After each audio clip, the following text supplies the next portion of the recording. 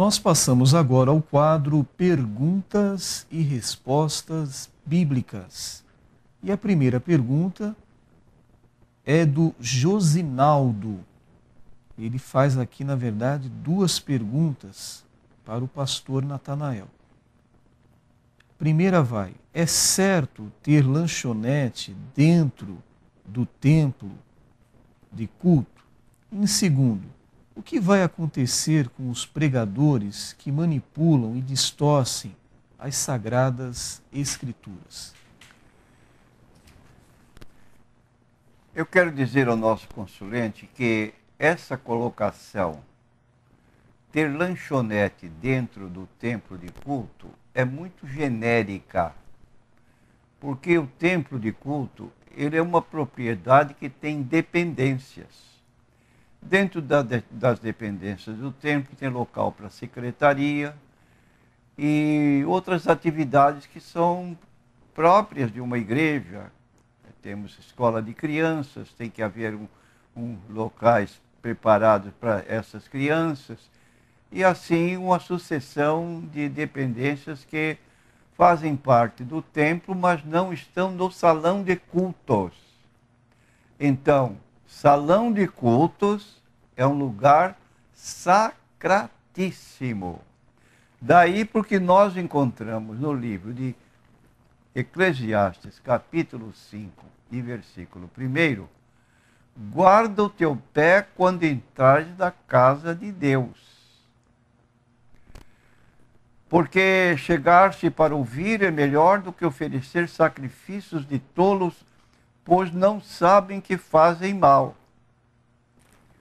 Então, guardar o pé significa ter reverência na casa de Deus. Logo, eu diria, é inadmissível que pudesse haver uma lanchonete dentro do salão de cultos. Mas agora, tendo dependências, o salão tendo terreno, e há um local que se denomina lanchonete para até vender iguarias para os irmãos que às vezes passam o dia inteiro dentro da igreja ensaiando, outros trabalhos que antes do culto da noite tomem um lanche numa lanchonete, eu não vejo problema nenhum, porque isso se realize. Porque há irmãos que chegam, por exemplo, nós chegamos 4 horas na igreja ao domingo, às 7 horas começa o culto, então temos 3 horas ali que tomamos um lanche, com pão e etc.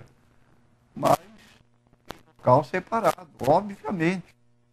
Então é preciso que o irmão Josinaldo esclareça esse particular.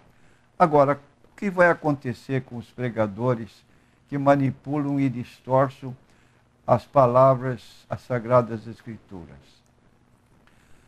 Ora, então aqui nós temos em 1 Timóteo, capítulo 4, versículo 1, o apóstolo Paulo dizendo de pessoas que apostatarão da fé nos últimos tempos e ensinarão doutrinas de demônios. Se é uma doutrina de demônio, proibindo o casamento, ordenando a abstinência de comidas, que é própria para os fiéis, começando nessas cerimônias sem objetivos, e começa a impor leis nessa particular, está fora da Bíblia Sagrada. Onde se viu proibir casamento? É bíblico. Capítulo 19 de Mateus, Jesus aconselhou, capítulo 13 do livro de Hebreus, versículo 4, o casamento seja por todos honrado. Como é que se abstém uma pessoa do casamento como que para servir melhor a Deus? Isso é abertura para pecados, o que está ocorrendo atualmente. Pecados de sodomia, pecados com crianças, etc. Então, esses ensinos são conflitantes com a Bíblia Sagrada, e no capítulo 7 de Mateus, nós temos Jesus encerrando o que nós chamamos o Sermão do Monte, e ele declara o seguinte: o que ouve as minhas palavras e as não cumpre, compará-lo-ei ao homem sensato que edificou a sua casa sobre areia. Desceu a chuva, correram rios, sopraram ventos, combateram aquela casa, e caiu, foi grande a sua queda.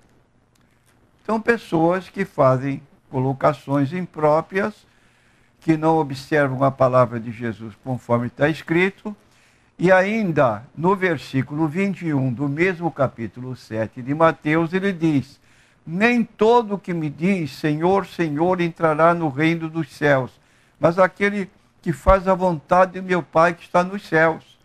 Como é que vamos reconhecer? Jesus diz no versículo 20, pelos seus frutos os conhecereis.